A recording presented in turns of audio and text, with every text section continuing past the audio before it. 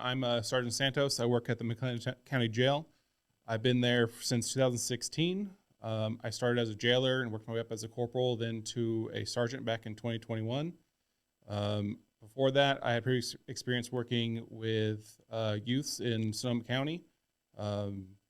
And I like this profession because I can deal with people at their worst and then see them transition sometimes to being their best version of themselves. Captain Barriento's been at the McLennan County Jail since 2003. Worked my way up from jailer all the way to the command staff. I'm Brian Blanchard. I'm a lieutenant at the McLennan County Jail. Have enjoyed 38 years experience in corrections from the state level, private prisons dealing with ICE and U.S. Marshals inmates in the past 6 years at the McLennan County Jail.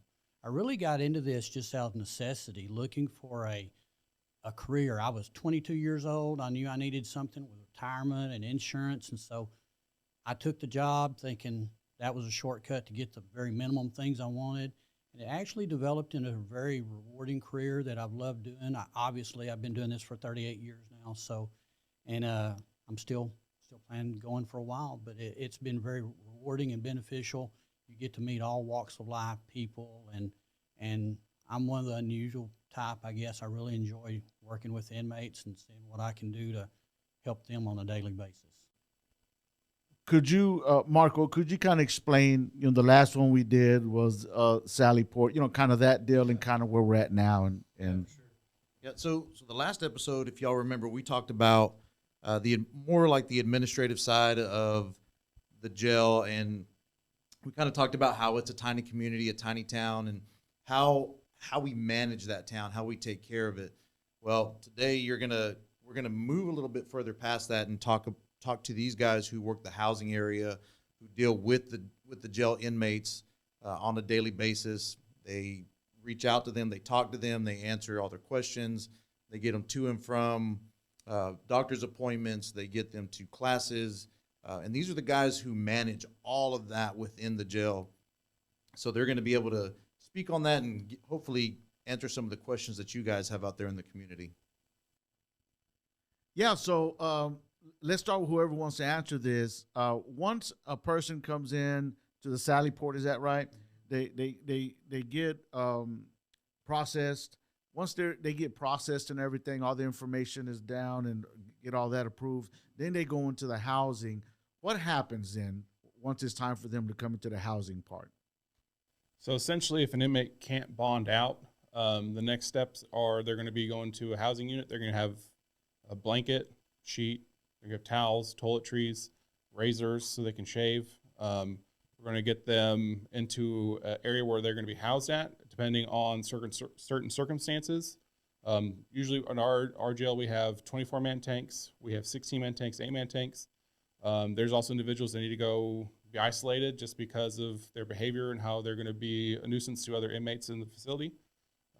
There's lots of factors that go into planning where people go.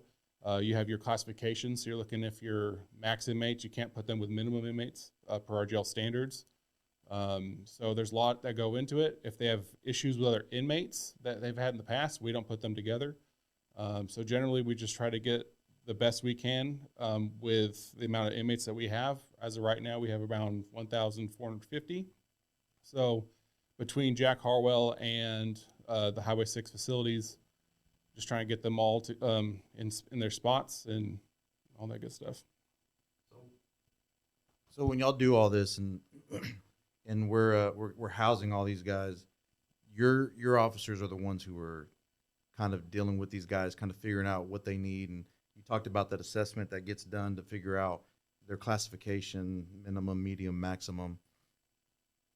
What does that look like for those officers who are out on the floor? Do they have to talk to them? Do they have to, is it just paper pushing and trying to figure out, just looking at history, or what does that look like? So a lot of the officers, we have a releasing officer, they're kind of like the quarterback at the jail, and they'll go ahead and they will find their previous charges, and there's this thing called a decision tree, and they'll work down it to figure out their classification. Once they figure out the classification, we can kind of assess, hey, this person needs to go here or here, just because we have documentation on previous history. If they've never been to our jail before, usually we do talk to the officers like, hey, how's this guy been acting?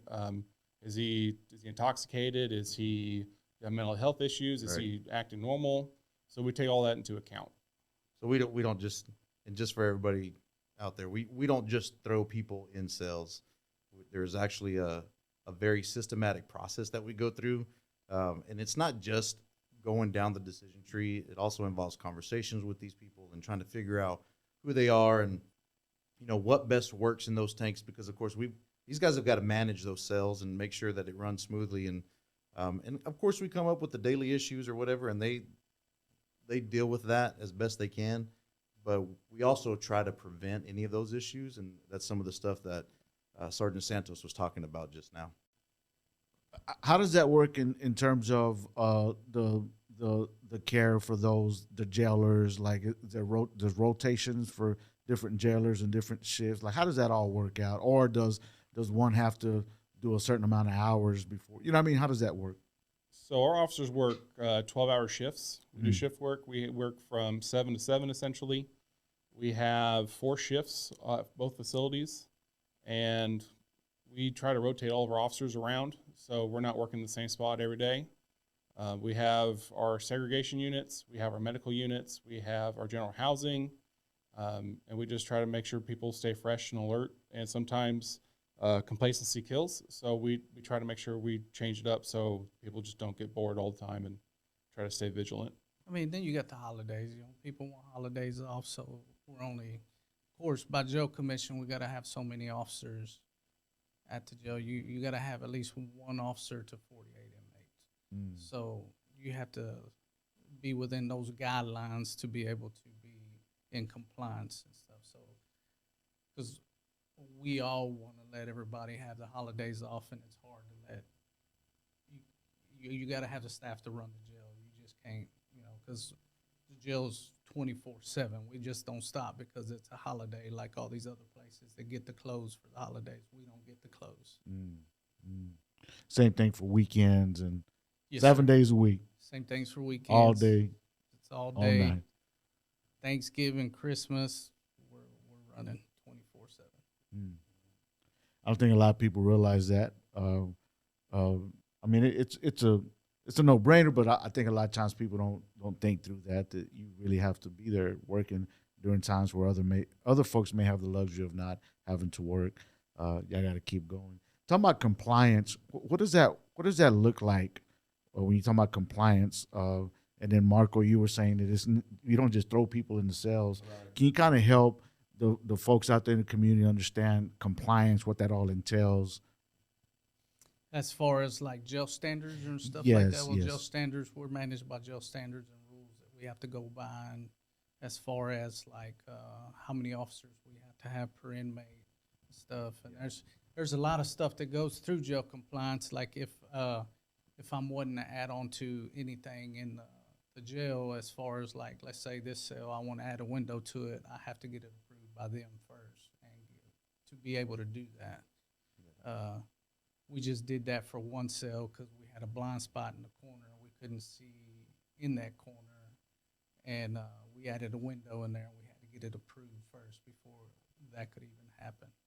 Yeah, we had to give them the specs, the window, size of the window, and what the windows are made out of, and approval and stuff like that before we could even continue with it. Pretty much all aspects of life inside the jail is governed by either a T-code rule, something that may be specific that the U.S. Marshals wants for the federal inmates that we help. Our medical deals with compliance to ensure national health care standards are taken care of. T-code is our governing body at the state agency that we have to, Texas Commission on Jail Standards, and there's just a multitude of different agencies and audits we're susceptible to at any given time to ensure that we are providing safe, secure, and humane treatment for our offenders, as well as having a safe environment for our staff, and most importantly, that of the community to ensure safety standards there as well. Yeah, we get inspected randomly by them. I mean, they can come at any time to inspect us for all this stuff. And who are the different? I think we hit some of that in the Sally Port area, but who are the different folks that come in and can audit you or check on you to make sure you're in compliance? I think we are by 7 different entities. Like it's ICE, jail commission, the health inspectors. Health inspector comes in, inspects the kitchen. DOJ, you got Fire marshal. fire marshals, because we have to have all that. As far like the fire marshal, like we got to do the sprinklers, the fire alarm, make sure everything's operational. If it's not, then we can get fined for it. But we have to have everything up to standard for us to pass. Even DPS comes in. and DPS audits us also. for our- Tox lighting machine. Yeah, so we have to make sure quite a few things need to be on point, because we are constantly being evaluated and they're grading our papers. So, and it takes a village. It takes so many employees to do that. And I don't know off the top of my head. I was trying to look here. How many employees do we have working in the jail? I was trying to look at some of these. Employees, 286. That's I think it's just where we're correctional allotted. staff, isn't it? Yeah. as far as just the jail, So just like, what is it? Let's talk about overall total. How many jailers do you need, or do you have assigned to work Jack Harwell and Highway 6, both those facilities? Total number. We have 25 at Jack Harwell for each shift, so that's about 100 right there. Uh-huh. I don't think that's including sergeants or lieutenants. And then on our shift, we have 40 on each, so it's 160, so 260 people right there. That's not including any administrative staff at all. Or medical staff as well, or Or the civilian mailroom. staff, or a the mailroom. Those are just jailers working on the floor. and then you got the file people that we have, like file clerks, all them in the back also. And granted, we do have a whole bunch of jailers on the floor, but there's also all those outside entities as well, like we were just talking about, like the mailroom clerks. We have the administrative teams who make sure that programs are running, and then you have medical staff as well. That's quite a few people Grievance and disciplinary to people. make sure that a facility runs smoothly, and to make sure that when we do get our papers graded, that we got to make sure everybody's doing their job and are on point. So we do have and provide a safe environment for these people who are in the facility. Yeah, no, that's good. So once a person gets processed, they go into housing. How does the meals work? The pills, all that stuff that has to do with housing once they're in there. I'll take that one. Okay. So we have, where do I even begin? I'll start with the morning. So it's 4 o'clock in the morning. We push our breakfast trays out and we feed our inmates. Right now we have about 1,450 in there, so that's about 4,500 meals a day. So we got to get our trustees out there, start making the food for everybody. We then, after they feed, a bit of a downtime. A lot of inmates usually go back to sleep. Around 8 o'clock, we have pill pass, we have blood sugar checks. Around 11 o'clock, then we start feeding lunch. Whole bunch of mess happens between the day, because we got court, we have arraignments, we have inmates getting housed. Investigators come up trying to talk to people, just you name it. It happens throughout the day. We also have other counties come and pick up inmates, and other people come to pick up stuff. And you got to look at it. There's other stuff like between each meal, we can't let no more than 14 hours pass between each meal. That's another jail commission rule that we have to follow. We run recreation, which is offered at a minimum 3 times a week. At the Jack Harwell side, we do 3 times a week just because of the amount of gym space we have. At the Highway 6 side, we run it 4 times because on days we serve commissary. We try not to run gym so we can focus on getting the inmates their supplies that they ordered and paid for. Around dinner time, we go ahead, that's around 4 o'clock in the afternoon. Get them dinner, and then as soon as dinner's passed, we get them their legal mail. Toilet papers at request, but we try to, get that all passed out. Make sure everything's cleaned up before the next shift comes on. And then by the time the next shift comes on, we pass out mop buckets and cleaning supplies so the inmates can clean up their cells. and 10:30 we have lights out, and then hopefully inmates go to sleep, and then do it all over again. How does that work once, under the housing area for folks that want to put in to become trustees? How does that all work? They put in a request through a tablet. They have tablets in the tanks to be able to do, as far as the tablets, they can do video visits on the tablets. They can also there's programs on the tablets that they can take. There's the law library on the tablets. There's a whole bunch of different stuff. So they can listen to music. And depending on what packages they buy, they can even watch movies if they want to. Yeah. But there's as far as on the tablets, like they can file their grievances or stuff like that. I mean, they can file a request to be a trustee, and then we have a guy that looks at and there's also a process for that to make them a trustee. Yeah, there's an officer who is specifically over our inmate trustees. It's kind of like a program. There is certain requirements that they have to meet. There's vetting of the inmates. There's certain charges that they can't have. There's what are some other things? There's just so many more things that they have to go through to be vetted in order to be a trustee. They look at past charges also. Yeah, past charges. We also look at a medical past history. Yeah, right. And then so they, like Captain Barry Answers was saying, they submit a request on that tablet because we have to ensure that two-way communication as well. So we have to be able to answer their questions and also keep a running log and documentation. Of what better way to do it than electronically. So they submit that request. That request goes to our trustee making guy, and he takes a look at those requests, runs their names in our jail management systems, gathers all that information up, determines whether or not they meet that vetting process, and then from there, it's just dependent on where that trustee is going to be placed, because we don't just have one set of trustees. Like, we've got maintenance crew trustees who do little teeny tiny maintenance jobs around, like mowing. They'll do. We have kitchen trustees. We also have night cleanup trustees as well. We have night cleanup servers, people that help us serve food. And stuff during the Laundry. day and stuff. Laundry trustees. And this is work that's done by the inmates, so there's no cost to the community on trying to contract somebody out to do those smaller jobs within the jail. We kind of maintain some of those things with those trustees. So once a person is incarcerated, they make their way through processing, they're into housing. Some of the questions usually that I'm met with, that just people want to know in the community, is when is court day? How does that work, right? For those that is their first time, and then what can they or can they not have with them back in housing? The court date, you said? Yes. As far as the court date, we don't even know their court date.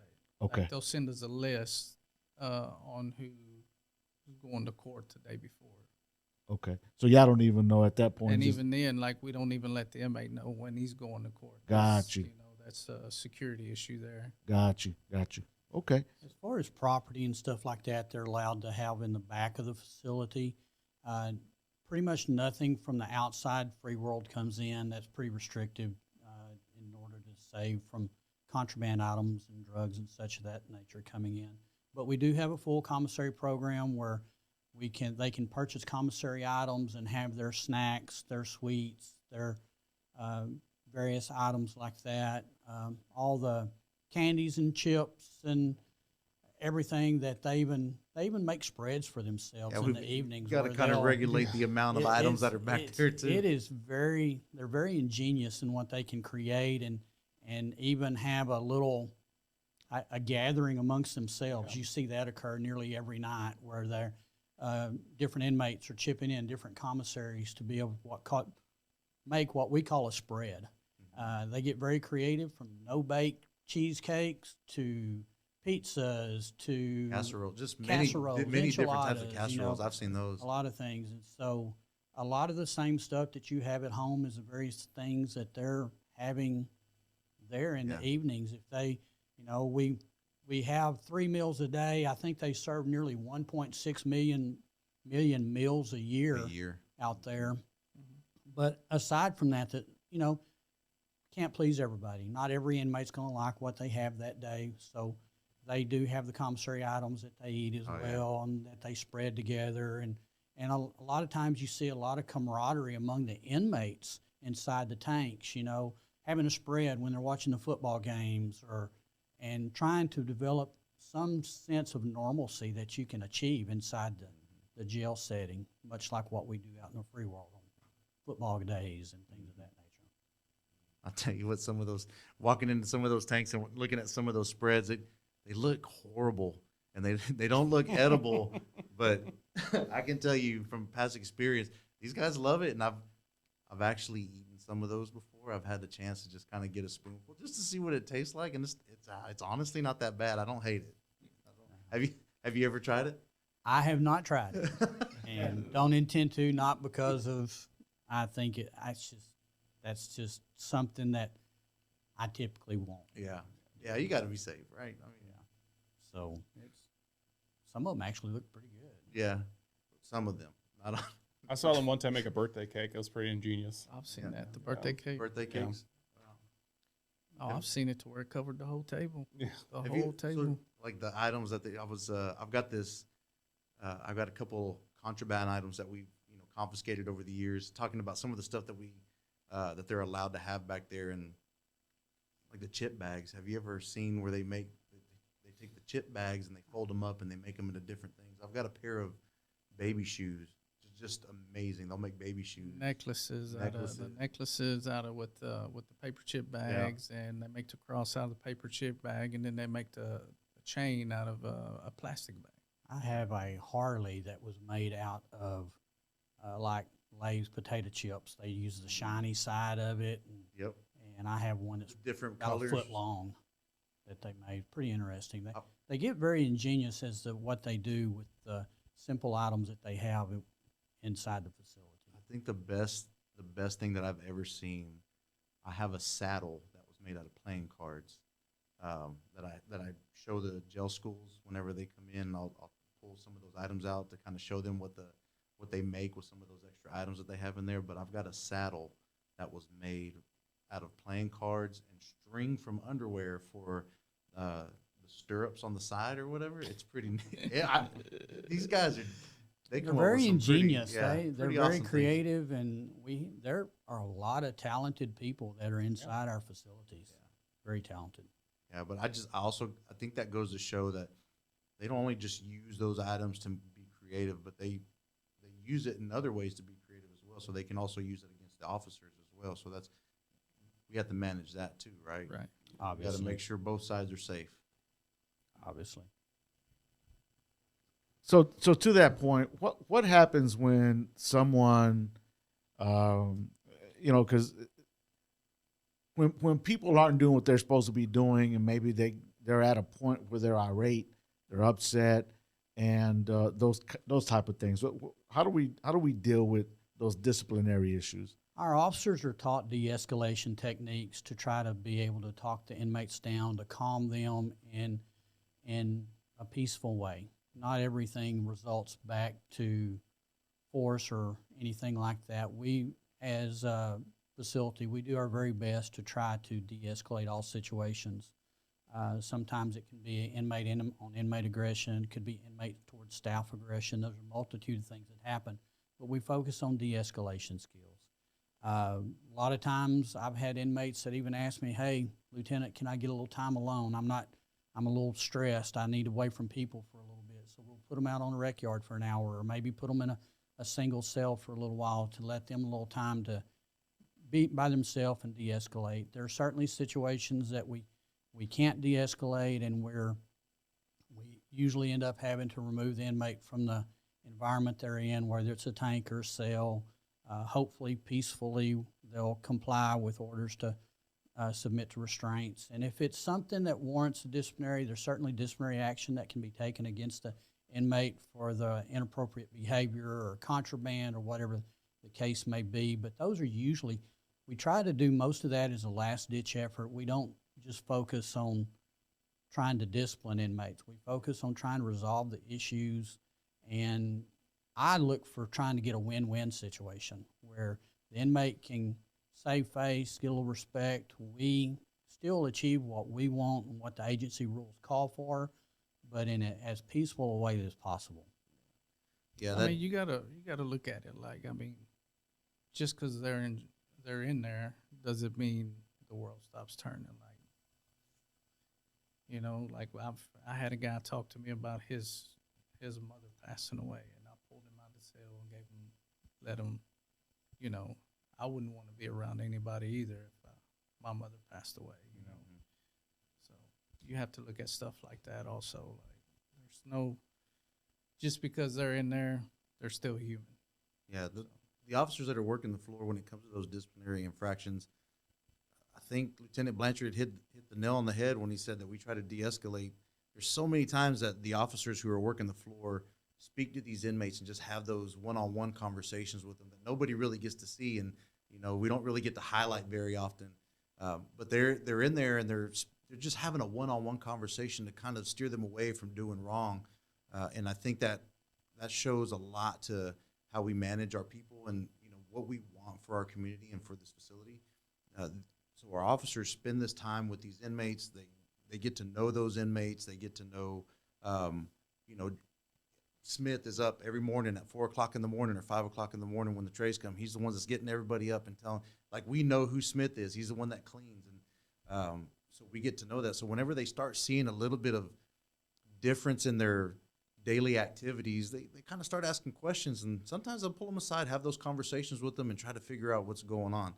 Now, that's not always the case, like we were just talking about, and there are infractions that do happen that unfortunately we do have to follow through, and there is a due process. And what that looks like is if there is a violation, because we do have a rule book for the inmates to follow and kind of a guideline for them and kind of to stay within those guidelines. And if they don't follow those guidelines and they have an infraction, there's a due process, and it is the disciplinary form that we serve them. And the way that works is we give them notice, basically, that they've violated a jail rule, and we spell it out for everybody, them, the investigators, whoever's doing that follow-up, the disciplinary team, and they are made aware of that infraction. And there's major, minor infractions that all come with different types of different types of Punishment? Yeah. So and those infractions can be major or minor, and so they come with different types of consequences, and so they get served that notice. There's an explanation on that notice, and then it goes to our grievance and disciplinary team who actually do the investigation to make sure that we are, you know, it's a due process. We got to make sure that they actually broke the rules of the facility. So they'll do their investigation, they'll have their interview with that inmate, and then from there they'll have a board hearing, right? What does that board hearing look like? Board hearing, it's usually 3 people, and they basically they hear the story. The inmate side of the story of everything, and then of course he's able to bring up his witnesses if he listed witnesses on that piece of paper. So it's kind of like it's almost kind of like a mini court almost. Pretty much. Yeah. So they can bring their witnesses in and they can speak on their behalf. And then, were you gonna say something, Brian? They certainly, you know, it's preponderance of evidence. It's not beyond a reasonable doubt or anything like that. The inmates always get their say. They get the opportunity to present their side of the story. And then it's up to the committee to make a decision on whether or not guilt or innocence. And basically, they take all the factors into consideration, the officer's story, the inmate's side, witness testimony, and such as that, and then they make a determination. And if it doesn't add up, where it just doesn't meet that preponderance of evidence, the inmates are found not guilty with no punishments assessed. If they are found guilty due to preponderance of evidence, there will be a punishment assessed. It could range anywhere from a verbal reprimand, something so informal as that, up to loss of some type of privilege. It could be loss of all privileges, where they're not allowed to go to commissary or have visits and things of that nature for a period of time, ranging from anywhere from 1 day up to 30 days, just depending on the severity of the infraction. There are other, things that can be assessed as well. They can be placed in segregation where they're segregated from the rest of the inmate population, and that's really reserved for our more serious disciplinary, our assaults, our fights, our officer assaults, things of that nature that cannot simply be managed inside the either 8, 16, or 24-man tank, and it requires separation from the rest of the facility. So there's a wide range of punishments. Not everybody gets maxed out and goes to segregation. It's a very fair process. They use basically a progressive disciplinary. If it's your first disciplinary, you're not going to go 30 days of LOAP. You may get 5 days LOAP, or you may get a verbal reprimand, but it's very progressive and tries to be a very fair process for the inmates. Because after all, our choice is not to punish the inmate. Our desire is not to punish the inmate. It's to deter the behavior from happening again in the future. Now, does that behavior, that record of that behavior, does it stop there, or can it be used later?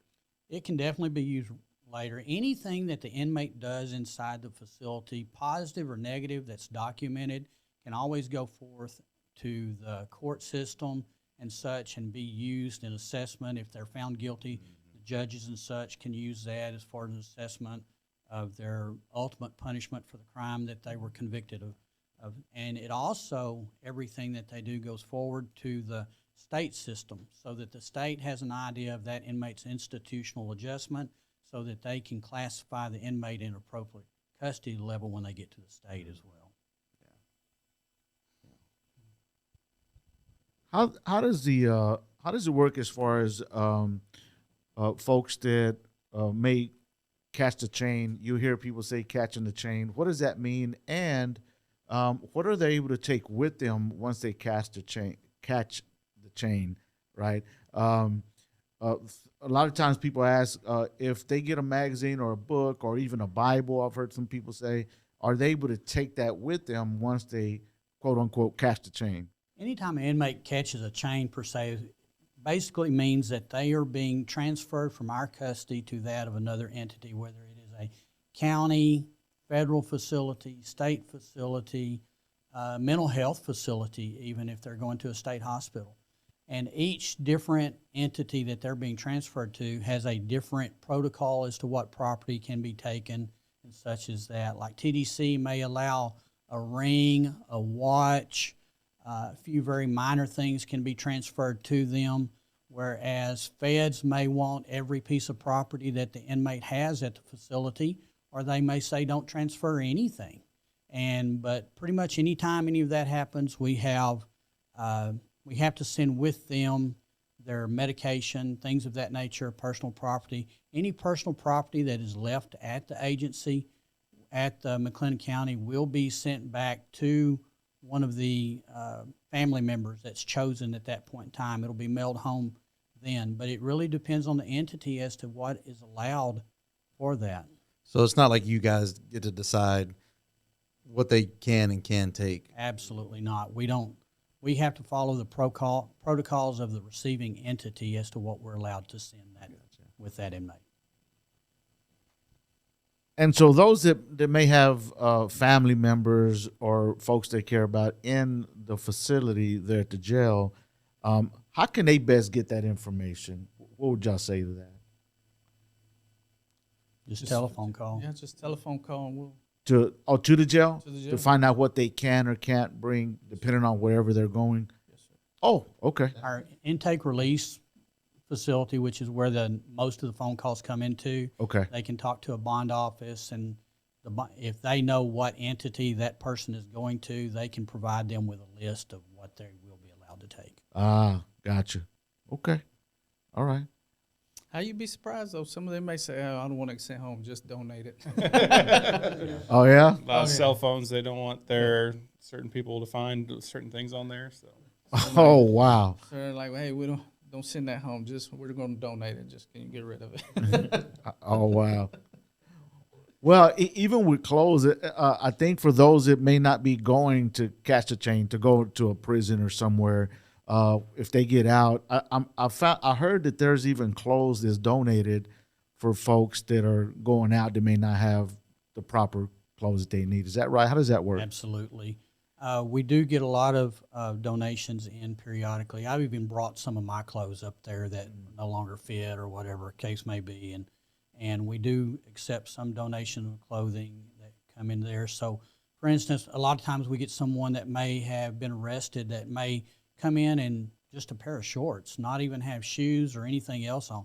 When they're released, we do our very best to make sure that they have an appropriate clothing for the time of year and everything that we can send them out in, so that we're just not sending them back out the front gate in just a pair of shorts.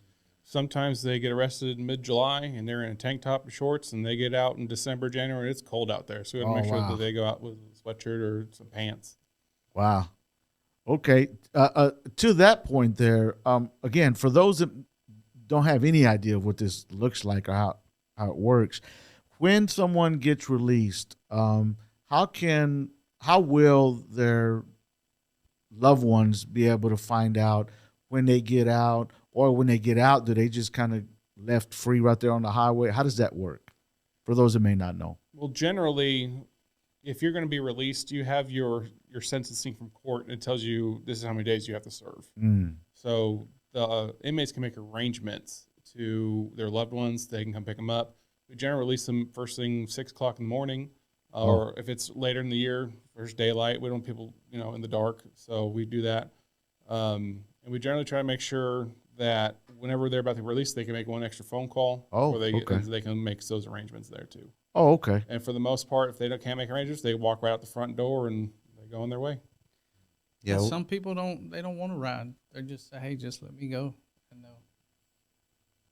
we offer like, "Hey, do you need a ride here? Do you need a ride there? What do you need to stay?" Certain circumstances. We try very hard to get these inmates in contact with somebody. It'll be 1, 2, 3 phone calls that they can make out to their loved ones or whoever, just to try and get them picked up from the facility. Because, where the jail is located is not really close to anything. It's kind of out in the middle of nowhere almost. And it takes, on foot, it probably takes a good hour maybe to get somewhere that's populated. Get downtown. Yeah. But we do, that's just the general population. We give them opportunities to make phone calls. Sometimes they know ahead of time. And then you've got like the special population group, which are those who have mental illness. We try exceptionally hard to get them connected with their family members or to a treatment facility, and we'll make those arrangements for them. We have a discharge coordinator who kind of handles that, and she does a really good job of contacting family members, keeping in contact with them, getting a plan together, and getting them connected where they need to go. And we do offer rides. We give rides in the wintertime sometimes to those folks, and especially if we're trying to get them connected to a facility in the area like Centacor or some type of drug treatment facility. It really benefits that person if we do what's called door-to-door, where we do like a warm handoff when we're actually walking that person through that process, because we ultimately we want them to get help. So what better way to do that on our part is to kind of make sure that they do get to where they need to get to. No, that's good. You brought up mental health. How does that work in housing? Again, for people that don't really know about that. So we have a mental health tank. So we usually try to give a couple of inmates in there. A lot of times, the inmates that do have a lot of mental health issues, we put them in our administrative segregation. They get out for an hour a day. They have access to showers, everything they're supposed to have, TV, phone calls. They still have access to recreation. But generally, they don't thrive with other people, and it could cause issues. So we try to make sure we quell those things before they even start. So it's not illegal to have a mental illness, right? But sometimes people with mental illness sometimes end up in our facilities. And sometimes, yeah, a lot of times. That is probably one of our largest challenges we are facing as the jail, is the sheer amount of inmates that are coming in with mental health issues. It could be drug-related, addiction-related, or we've even had some of our military veterans come in that have suffering from severe PTSD and things of that nature. A large amount of the homeless population. and has mental health issues. And as in the community, we're, in my short 6 years with the county, that has been increasing on a annual basis tremendously, and that is probably one of the largest problems that I think that we're having at the jail as far as the inmate population is the management of the mental health and being sure to try to get the resources for them to be medicated, the counseling, and then also, of course, there's an aftercare, which Marco, he's one of our mental health experts that deals with the aftercare and the mental health program, and so that is a very large challenge for our jail, in my opinion, anyway. So I have a question, and I've got my answer just because I've been working for McLennan County for 18 years. For you guys, especially you, Brian, 38 years, which is awesome. Have you seen a difference in the way mental health has been handled back then and how we're handling mental health in facilities now? Very much so. My first assignment ever in corrections, I worked at an inpatient psychiatric facility for females for the state of Texas. And it was there wasn't a large focus on mental health at that time. And over the course of 38 years, we have greatly improved in our sensitivity towards those with mental health issues, the management of those, and trying to find either alternative housing, counseling, professional counseling, trying to get them on appropriate medications through our medical department and things of that nature. And then, of course, the aftercare. When I first started, there was no aftercare. Just let them you go. dealt with them. Let them You do what dealt they with do. them, and when they left, they left. And now, if they have significant mental health issues, we have resources available for them that we can put them in touch with that can help them in aftercare with whatever they're addressing. They're sent out typically with, depending on where they're going to, anywhere from 10 to 30 days of medication so that they can try to maintain their medications until such time that they can make contact with MHMR or whatever entity has been chosen to assist them with that so that they can get on continued medication and try to avoid their returning back into the system. I mean, you look at it like when we first started, Marco, like we didn't have a mental health cell. We didn't have a mental health professional in the jail. Now we have mental health professionals working in the jail. We have QMHPs, which are qualified mental health professionals. We've got a psych doctor. There's so many things that we've done differently since I've started working here. Right. We also have had our jail staff trained for our jail, what is it called? The Jail mental health jail officers. mental health officers, yes. Yeah. So So we've come a long way. yeah, so and that's just because of how much more we are seeing mental health, and realizing that mental health, involvement with law enforcement, drugs, all that is tied in together. So we're the biggest mental health facility in the state of Texas. You know, not just our jail, but jails, period, are the biggest mental health facilities.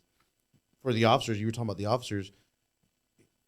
Is that a daily challenge for these guys dealing with? 'Cause it's a jail. You know, we're not a mental health facility.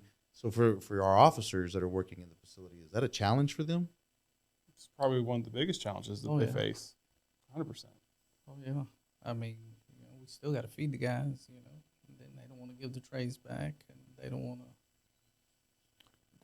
We still got to offer them day room time, and then now you got this guy that done ripped the TV off the wall and stuff, and we still have to deal with those issues. That's a daily thing that we have to deal with. Even the little things like hygiene.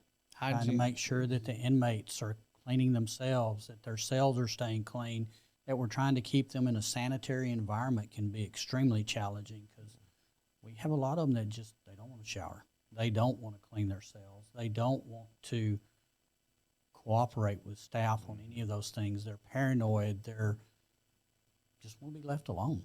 Don't want to take their medications to try to help them improve their mental health either. No. And many of them don't realize they need the medication or they need the help. And that, again, that is a growing, with the amount of drugs and the type of drugs that are out there right now, the addictions that are occurring, and that's what I primarily blame the mental health issues on. I'm not a professional, but that's my experience. And as it grows, that's going to be a challenge that all the communities are facing, not just McLennan County, but anywhere with any type of significant population. Dealing with our mental health issues is going to be one of the major challenges going forward.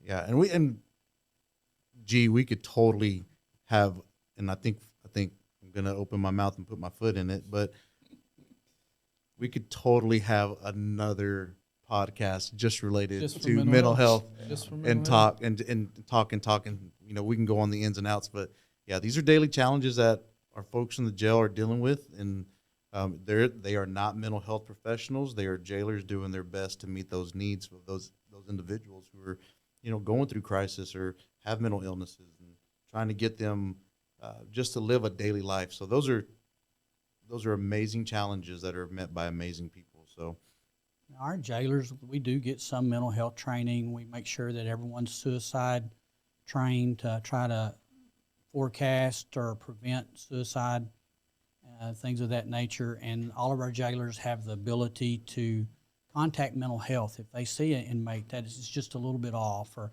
see a significant change in behavior, or anything like that, where we think that there may be additional mental health evaluation needed. All of our jailers can have a direct impact on being able to send those requests forward for mental health to review the inmate. Okay. And then what are some things that we are doing now? Because I know things have evolved, right?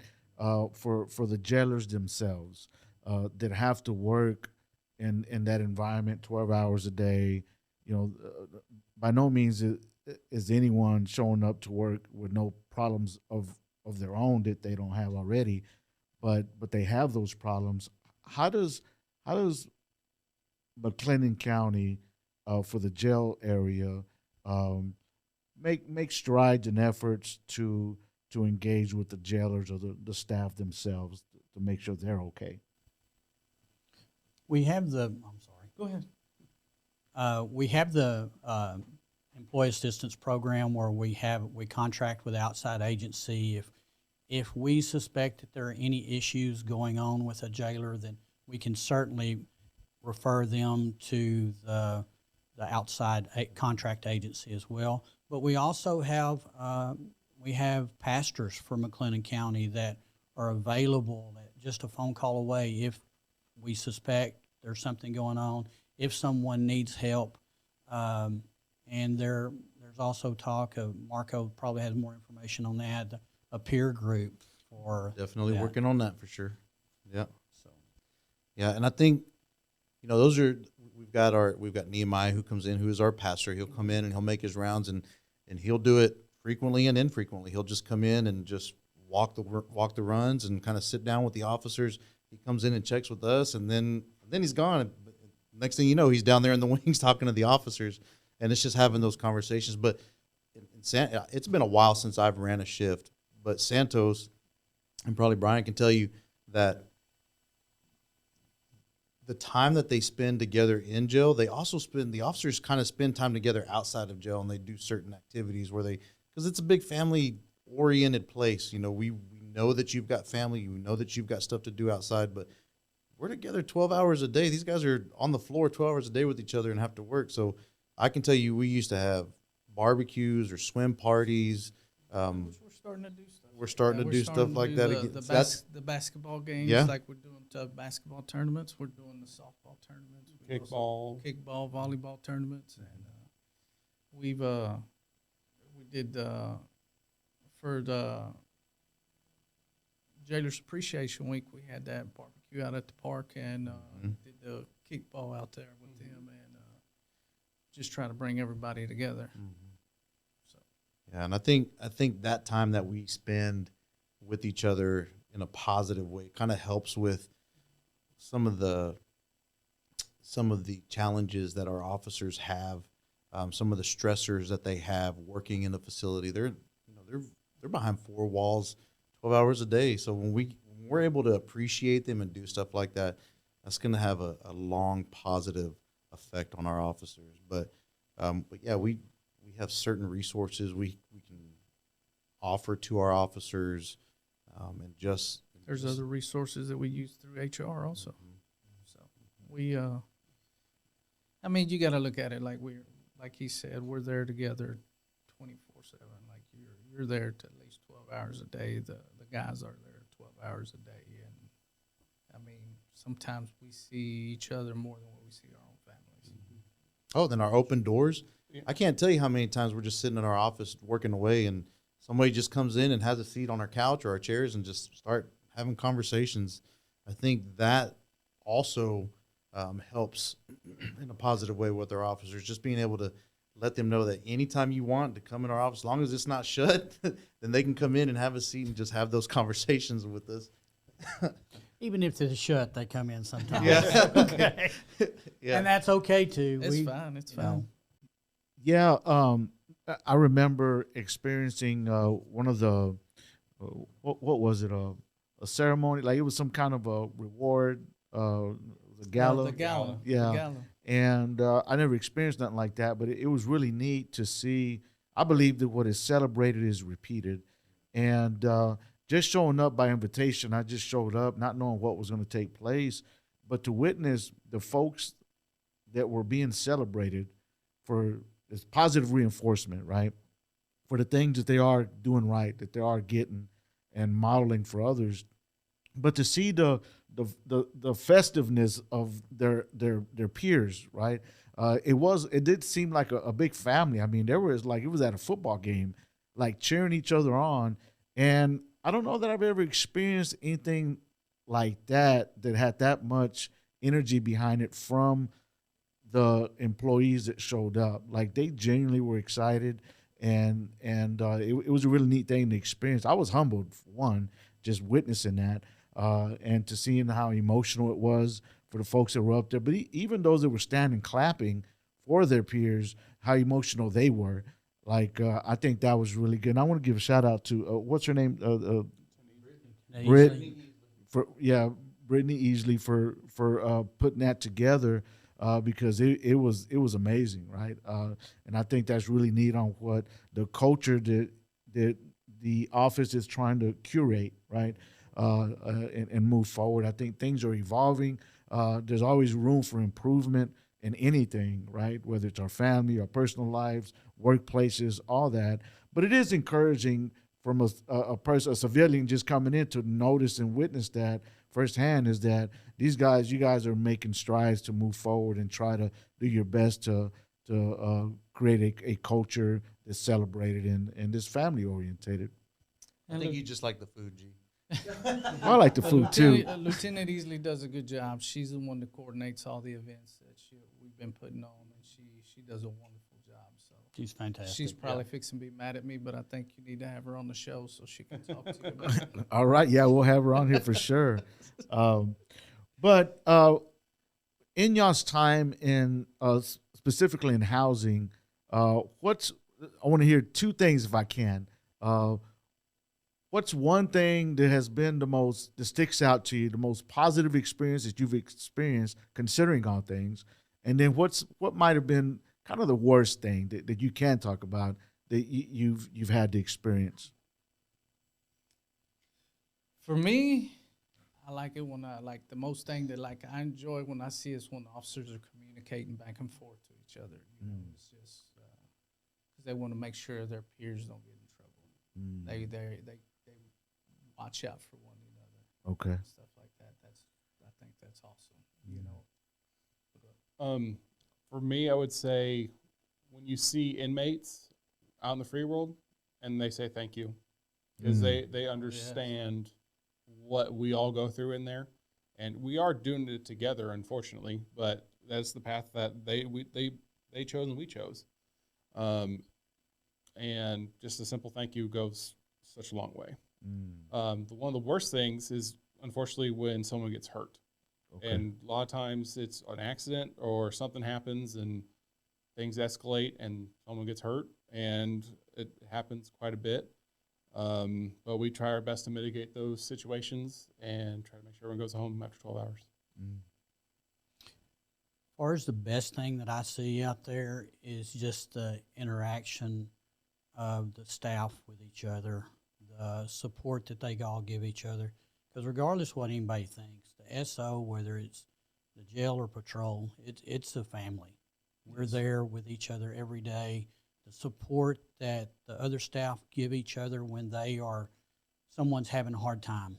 Whether I've seen house fires where people just bring in all kinds of donations trying to help people out, but just the sheer family atmosphere and support that they give each other.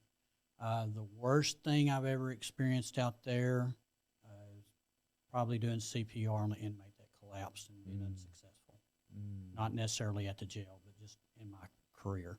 That's probably been, it's hard. It's hard when we see bad things happen to people, whether it's an officer or an inmate, and it probably impacts all of us for the rest of our lives when we experience those things. Well, Marco, do you have any closing thoughts on this housing side of things?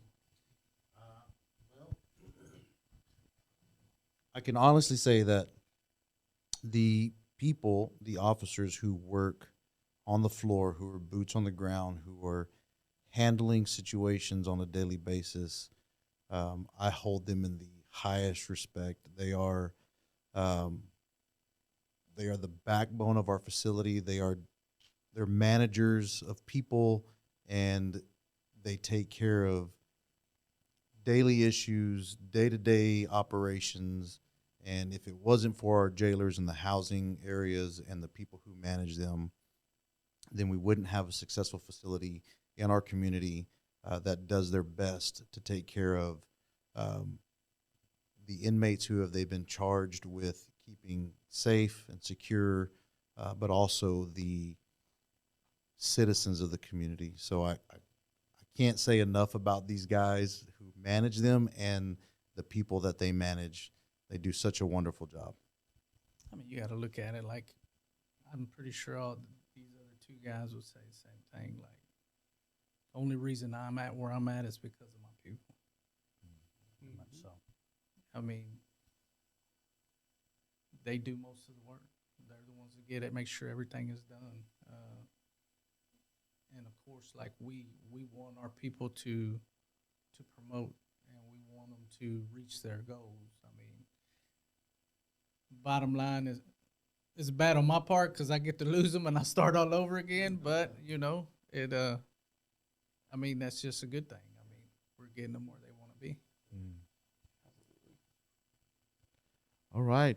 Well, we appreciate y'all for coming in and helping us to troubleshoot some of the questions we've had, just to try to get information out there to the public, and for being transparent, and helping us understand what you go through in your career path, especially here at the McLennan County Jail facilities there, and Jack Harwell. Do we call them all one and the same now, or do we got to say it different? Jack Harwell and McLennan County Jail. It's one family, but we have two facilities. Okay. It's the jail complex. Yeah. The jail complex. But yeah, thank y'all for engaging with us on this side, and so I think that wraps us up for today. And all right, see y'all next time.